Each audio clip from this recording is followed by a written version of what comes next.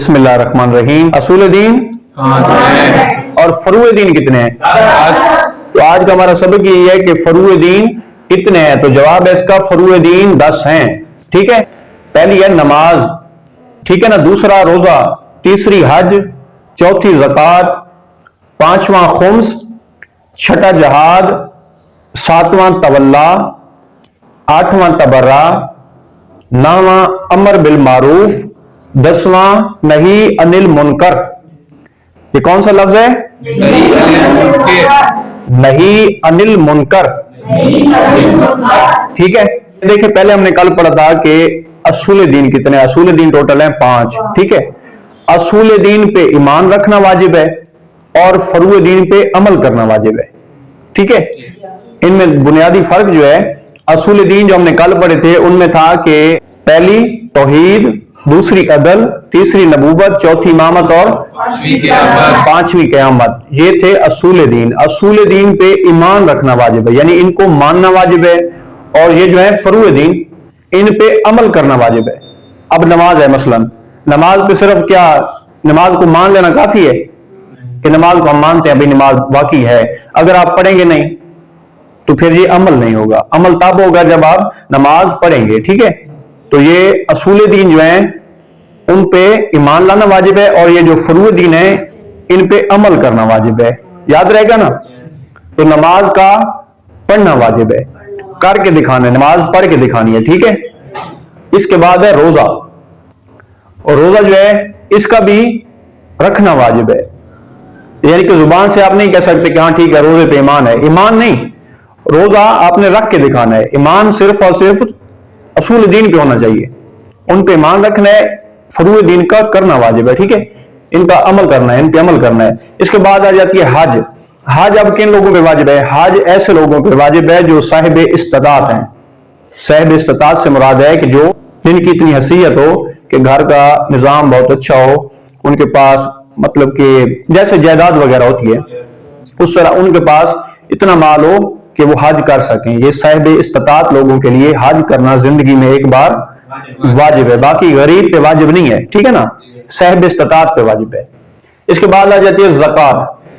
یہ سونا، چاندی اور مال مویشی پہ زکوٰۃ ادا کی جاتی ہے. ٹھیک ہے، آپ کے پاس جو سونا چاندی ہو، مال مویشی ہو، اس کی ایک مخصوص مقدار یعنی کہ شریعت نے بتائی ہے، اس کے حساب سے یہ زکوٰۃ ادا کی جاتی ہے. ٹھیک ہے نا، تو اس کا ادا کرنا بھی واجب ہے. ٹھیک ہے، لیکن وہی بات آ گئی کہ جن کے پاس یہ مال ہوگا وہی ادا کریں گے، غریب پہ نہیں ہے. جو بالکل ایک وقت کا کھانے کو دوسرے کا نہ ہو اس پہ یہ لاگو نہیں ہوتا. ٹھیک ہے، یہ صاحب استطاعت لوگوں کے لیے، یعنی کہ جس کے پاس سونا ہو، چاندی ہو، مال مویشی ہو، ان پہ زکوٰۃ واجب ہے. ٹھیک ہے، اس کے بعد آ جاتا ہے خمس. تو خمس کیا ہے؟ خمس صرف اور صرف یہ سادات کے لیے ہے. ٹھیک ہے، یہ خمس سادات کا حق ہے. تو یہ خمس کس طرح دیا جاتا ہے؟ سال کا آپ نے یعنی کہ آپ کا کوئی کاروبار، اس سے آپ نے 20% ادا کرنا ہے. 20% مطلب کہ آپ کے پاس 100 روپے ہے. ٹھیک ہے، 100 روپے آپ کی بچت آئی ہے سال کی، مثال دے رہا ہوں، 100 روپے کی بچت ہے، 100 میں سے آپ نے 20 روپے جو ہے نا وہ خمس ادا کرنا ہے، یعنی 5واں حصہ. خمس کا کون سا حصہ ہے؟ 5واں حصہ خمس ادا کرنا ہوتا ہے. یہ بھی واجب ہے. اچھا، اس کے بعد آ جاتا ہے جہاد. اب جہاد سے کیا مراد؟ جہاد سے مراد ہے کہ اللہ کی رضا کے لیے، اللہ کے دین کی خاطر، ٹھیک ہے نا، کافروں سے، مشرکوں سے جنگ کرنا. ٹھیک ہے، تو جہاد کرنا بھی یہ فروع دین میں ہے. ٹھیک ہے، اس کے بعد آ جاتا ہے تولا. تو تولا کا مطلب ہے کہ محمد وآل محمد سے پیار کرنا. ٹھیک ہے، تولا سے مطلب ہے کہ محمد وآل محمد سے محبت رکھنا، اس کو تولا کہا جاتا ہے. ٹھیک ہے، اس کے بعد آ جاتا ہے تبرع. اب تبرع کیا ہے؟ اکثر آپ نے لفظ سنا ہوگا کہ تبرع. اس تبرع کا مطلب، اس تبرع سے مراد یہ ہے کہ ائمہ علیہ السلام یعنی حضرت محمد صلی اللہ علیہ وآلہ وسلم اور 4 معصومین علیہ السلام کے دشمنوں سے اور اللہ کے دشمنوں سے بیزاری اختیار کرنا. بیزاری سے مراد ہے کہ نفرت کرنا ان سے. ٹھیک ہے نا، اللہ کی خاطر، اللہ کے نبی کی خاطر اور اہل بیت کی خاطر. یعنی ایسے لوگ جو اہل بیت سے نفرت کرتے ہوں، اہل بیت کے دشمن ہوں، محمد وآل محمد کے دشمن ہوں، اللہ کے دشمن ہوں، ان سے بیزاری کرنا، ان سے نفرت کرنا، یہ تبرع کہلاتا ہے. ٹھیک ہے، سمجھ آ گئی بات کی؟ کلیئر ہو گئی ہے نا؟ اچھا، اس کے بعد آ جاتا ہے امر بالمعروف. امر کا مطلب ہوتا ہے، یہ عربی کا لفظ ہے امر، امر کا مطلب ہوتا ہے حکم دینا، ٹھیک ہے نا، امر کا مطلب ہے حکم دینا، ٹھیک ہے. امر بالمعروف یعنی نیکی کا حکم دینا. کن کو نیکی کا حکم دینا؟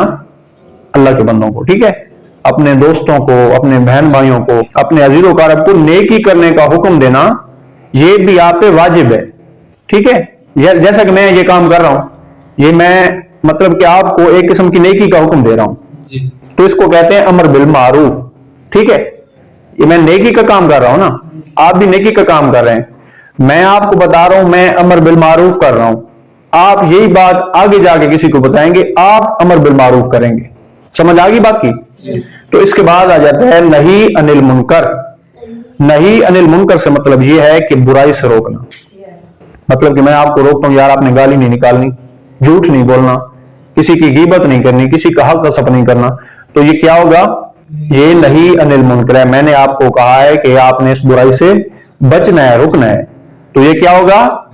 نہی عن المنکر. تو میں یہاں کھڑے ہو کے نہی عن المنکر کر رہا ہوں، آپ نے کسی اور کو جا کے مطلب کہ برائی سے روکنا ہے، آپ پھر یہ نہی عن المنکر کریں گے، ٹھیک ہے.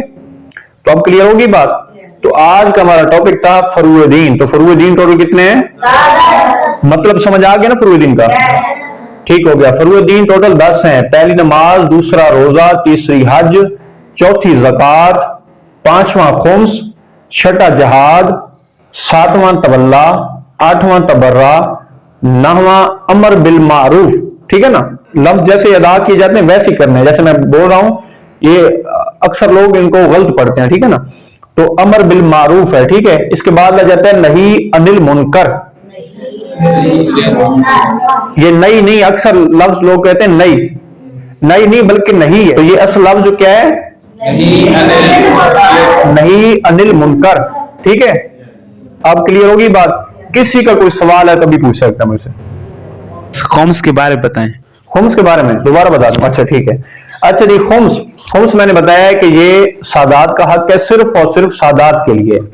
خمس یعنی ایسا مال جو سال کے بعد آپ کی انکم ہے، جو سال کے بعد آپ کی آمدنی ہوگی، اس کا 5واں حصہ آپ نے خمس ادا کرنا ہے. اور دینا کس کو ہے؟ سادات کو. ٹھیک ہے، یہ خمس سادات کا حق ہے. ٹھیک ہے، تو یہ 5واں حصہ جو ہوگا خمس کا ہوگا. 5واں میں نے مثال دی ہے کہ ایک 100 روپے کا، یعنی آپ کی بچت ہے 100 روپے، سال کی بچت مثلا 100 تو نہیں ہوتی، لیکن سال دے رہا ہوں کہ 100 روپے آپ کی بچت ہے. 100 میں سے آپ نے 5واں حصہ دینا ہے خمس کا، مطلب کہ 20 روپے آپ نے 100 روپے کے پیچھے 20 روپے آپ نے دینے ہیں. ٹھیک ہے، تو یہ آپ کا خمس ہو جائے گا. سمجھ آ گئی ہے؟ اب کسی اور کا کوئی سوال ہے تو وہ پوچھ سکتے ہیں. جی، زکوٰۃ کے بارے میں پوچھنا. زکوٰۃ کے بارے میں. اچھا جی، یہ زکوٰۃ ہو گیا. زکوٰۃ سے مطلب ہے کہ سونا چاندی، یعنی کہ مال مویشی جیسے بھیڑ بکریاں ہو گئی، جانور ہو گئے، اس مال پہ آپ نے زکوٰۃ ادا کرنی ہوتی ہے. وہ کچھ حصہ ہے زکوٰۃ کا. ٹھیک ہے، وہ انشاءاللہ بعد میں آپ کو ڈیٹیل سے بتاؤں گا کہ کتنا حصہ بنتا ہے. تو یعنی کہ شریعت میں وہ مخصوص مقدار بتائی گئی ہے زکوٰۃ دینے کی، تو وہ آپ نے ادا کرنی ہے اپنے مال سے. ٹھیک ہے، سمجھ آ گئی ہے؟ تو انشاءاللہ ایک نئے ٹاپک کے ساتھ پھر حاضر ہوں گے. تب تک کے لیے